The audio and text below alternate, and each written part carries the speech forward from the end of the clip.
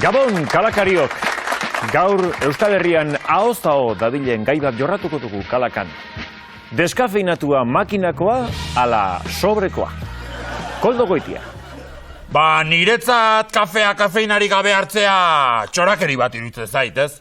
Hoi da bokadillo bat ogi gabe jatea bezala. Ez dauka zentzurik. Nere ustez argitago sobreko deskafeinatuak askoz ere aukera gehiago ematen dituela. Zertarako, adibidez, dosia neurtzerako orduan. Izan ere, gehiago nahi baduzu, gehiago botatzen duzu, eta gutxiago nahi baduzu. Barkatu, Joseba, baina zerbitzariari ere eskatu diezaiokezu, akaita harinagoa ala fuerteagoa.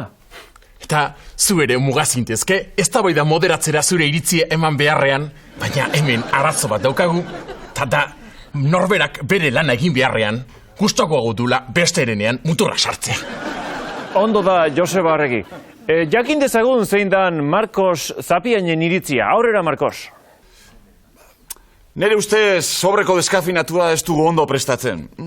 Kolakaua bezala prestatu beharko litzake, ez? Aurrena sobre ireki deskafinatua tasara bota eta esne txorrostatxo bat gehitu eta nastu. Ta ondo nastuta dagoenean gainerako esnea gehitu eta listo. Kontutan izateko iritzia nola ez, Marcosena. Eta orain gurekin Iñigo Agirre. Gabon, Iñigo. Gabon, Xavier, gabon, kalakariok. Ze ekarri diguk, gaurko. Gaur napolitanak ekarri dizkizuet. Kafearekin eta kafesnearekin oso ondo sartzen dira eta. Earki. Eta kalean ibili alaiz, bolo-bolo. Bai, kalean ibili naiz bolo-bolo, kafearengatik galdezka eta onatx dokumentua. Jo, tía, échate un café conmigo. ¿No me conoces? Soy Íñigo Aguirre, de Calaca. No, y no tengo ganas de tomar un café contigo. No tengo ganas de conocerte. Payaso.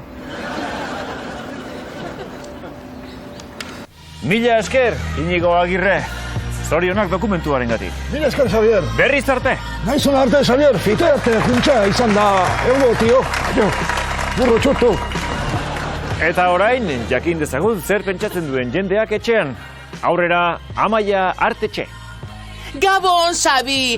Mezu pilo bat iritsira gure erredakziora. Eta hausi da ikusleen iritsia.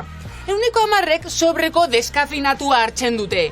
185 makinako deskafeinatua eta 105 makina soberano botatzen dio deskafeinatuari. Eskerrik asko, Amaia Artetxe. Eta kalakariok datorren astean hementsi izango gara beste gai bat jorratzeko asmoarekin. Izan untxa.